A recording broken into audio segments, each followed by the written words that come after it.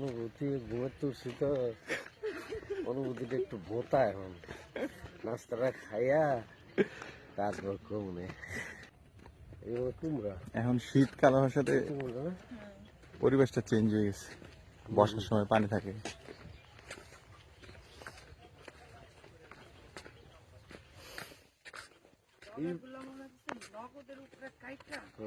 খাই এই মনে কর যে এই ভাই 20 বছর পরে আপনি তো শাকিন শাড়ি শুরুতে এখানে অভিনয় করছেন, হুম, কবিলুতনামা করলেন, আরো অনেকগুলো সিরিয়ালে কাজ করছেন। এই চটের আঘাতে কাজ করতে আপনার অনুভূতি কি, কিরকম লাগে?